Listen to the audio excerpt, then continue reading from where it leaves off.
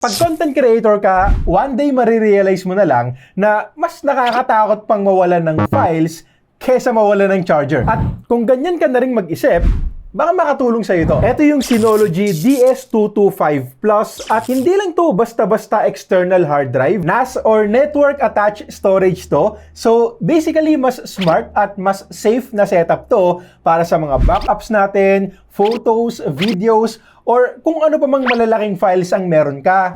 Pag-usapan natin.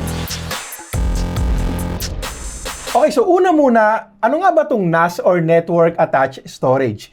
Para maging simple lang, para siyang external hard drive pero connected sa isang network para ma-access ng iba't ibang devices mo or kung bibigyan mo ng permission, ng iba't ibang tao or users din. Halimbawa sa kaso namin dito sa Hardware Voyage, tatlo kami, ako, video editor at videographer. Siyempre, nagbabatuhan kami ng files. Kailangan kong ipasa sa kanila yung script, yung A-rolls, tsaka mga smartphone camera samples. Si videographer naman, kailangan ipasa yung mga videos niya kay editor. Si editor, kailangan namang ipasa sa akin yung edited copy, revisions, and editing ideas. Pasapasahan kami at ito yung pwedeng maging central storage namin. Dito na lang namin ilalagay lahat at ma-access na namin lahat. Kung may permission, syempre. Bali, gumawa ako ng kanya-kanyang user accounts namin na pwedeng i-login. Syempre, ako yung admin, so ako yung may control kung ano-ano lang yung pwedeng ma-access ng bawat account. So, wala namang problema kung maglagay ako ng business files na dapat ako lang yung makakita. Goods din to kung kailangan mong ma-access yung mga files mo sa iba't ibang devices. Like,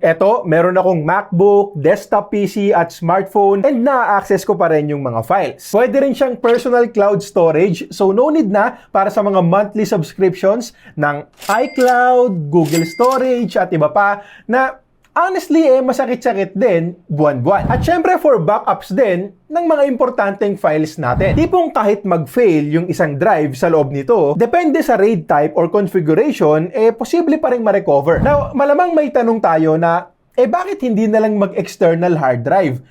May point, pero syempre mas limitado doon. Syempre habang tumatagal, dumadami yung files, dumadami yung devices natin, nag-e-expand tayo, dumadami yung mga tao na kailangan mong pag-sharean, at dumadami rin ang chance na may mawala, may ma-overwrite, may mabura, o may makalimutan ka kung nasaan. At dun mo marirealize na hindi na sapat yung basta meron ka lang storage. Sa ganyang sitwasyon, dapat meron ka na ring system at ibang usapan yan, dyan na nga papasok tong NAS. Maraming models ang Synology. Ito, meron kaming DS220J, DS920 Plus, at itong DS225 Plus natin ngayon ay more on for personal or family use hanggang small to medium business setups. Hindi naman ito yung OA na pang enterprise level. Pwede to sa mga starting vloggers, mga ganyan. Kahit sa amin na small team pa lang, pwede rin.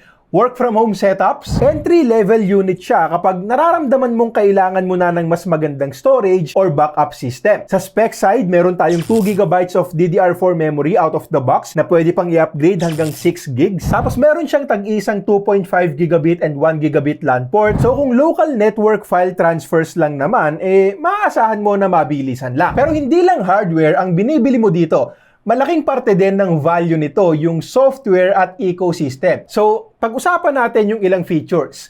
Number 1, File Station. Basically, ito yung file manager mo sa NAS at lahat ng ilalagay mo dito pwede nang ma-access gamit ang parehong Windows File Explorer at Mac Finder. Kaya kahit na Windows Desktop PC yung gamit ng editor ko at naka MacBook Air ako, kaya pa rin naming mag-share ng files sa isa't isa ng mabilisan. Speaking of sharing, easy lang din yan. Right-click mo lang, share, then send mo na yung link. O di kaya gawa ka na lang din ng shared folder para ma-access nyong lahat. Pwede ring i-limit yung access dyan, like for example, read-only sa videographer namin, tapos read and write sa editor. Kanina nabanggit ko rin yung personal or private cloud at magagawa naman natin yan gamit ng Synology Drive application. Public cloud storage services like Google Storage and iCloud, alam na natin yan. Magandang option din naman talaga. Pero ang problema, habang tumatagal, parami ng parami yung files natin, palaki ng palaki yung storage na kailangan natin. So, pataas din ng pataas yung binabayaran mo. Buwan-buwan. So, minsan mapapaisip pa na lang din na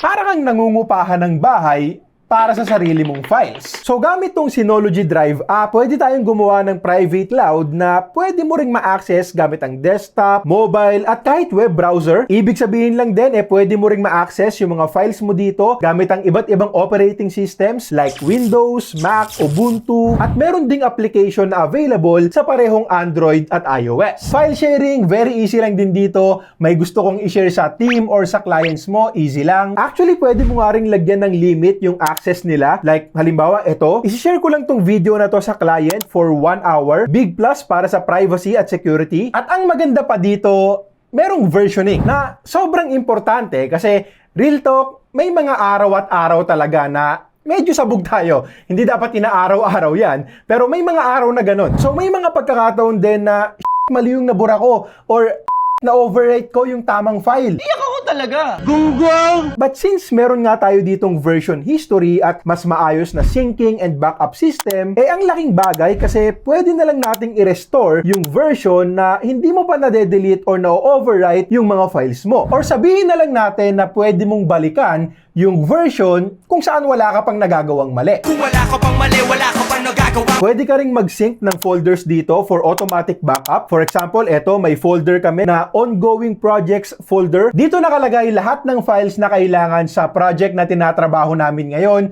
So, hindi pwedeng magkawalaan ng files dito. Hindi pwedeng magkawalaan. Oh my God!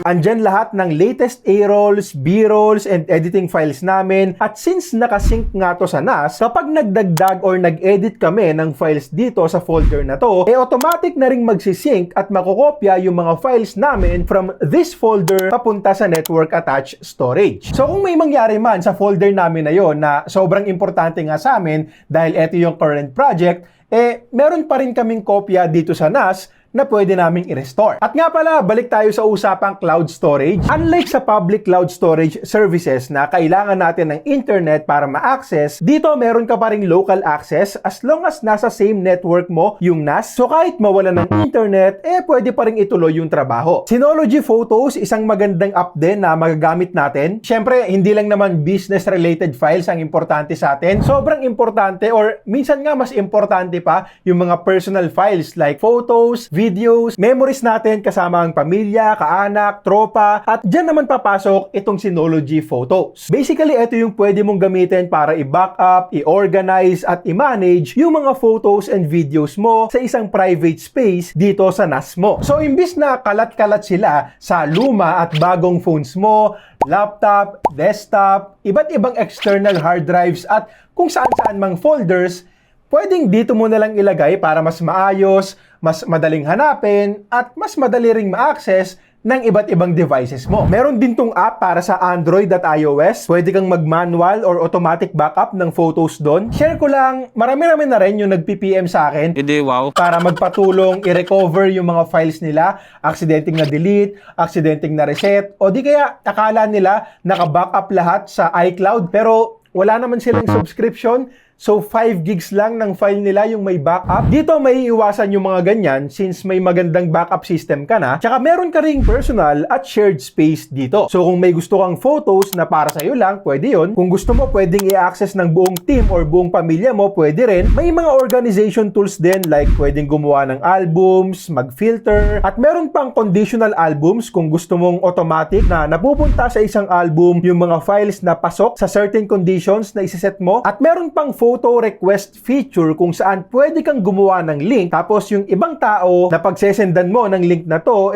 pwedeng mag-upload ng photos papunta sa folder na gusto mo. So maganda naman to kung halimbawa na may out of town yung buong mag-anak nyo or di kaya may birthday party na maraming imbitado. Pwede mong isend sa mga bumisita yung photo request link tapos doon na lang nila i-upload yung mga kuha nila. So overall, mas organized, mas accessible at mas safe yung photos, videos at mga precious memories natin gamit to. Tapos kung sakali naman na ang storage solution mo ngayon ay external hard drives at public cloud storage services, tapos bumili ka nito, gusto mong ilipat yung mga files mo doon papunta dito, One, meron silang USB copy feature para mas madaling mag-copy from external drive to NAS. And two, meron din silang cloud sync feature at eto naman para sa mas madaling pag-sync ng public cloud storage at NAS system natin. Okay, so Synology DS225 Plus, real talk lang, kung tatanungin ako, hindi to para sa lahat. Lalo na't may presyo yung mga ganito at alam din naman natin na nagsisipagtaasan din ang presyo ng storage devices ngayon. Kaya para sa akin,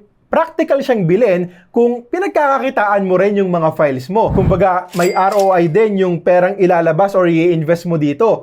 Well, pwede rin namang pang personal lang kung may budget ka. Pero kung usapang praktikalan, syempre mas maganda pa rin kung kikitain mo pabalik yung pinambili mo. Content creators, small to medium businesses, yan, pasok na pasok dito. Kasi nga, bukod sa peace of mind na mas safe yung mga files mo, may mga magagandang features din sila na legit na makakatulong para maging mas maayos at mas organized yung workflow nyo. Sa kaso namin, small team pa lang naman kami at ang pinakarason kung bakit kami may ganito ay for backup at file sharing na sobrang importante sa amin. Pero mention ko lang din na hindi naman to magic solution na tipong pag binili mo, organize na kaagad yung mga files mo. Syempre may setup process at konting learning curve pa rin, lalo na kung first time mong magkakaroon ng NAS. Pero once na napagdesisyonan mo na kung para saan mo siya gagamitin at naglaan ka na ng oras para maging pamilyar sa paggamit nito, malaking tulong din talaga. Okay, siya lang muna para sa ngayon. Let me know sa comments kung anong tingin nyo dito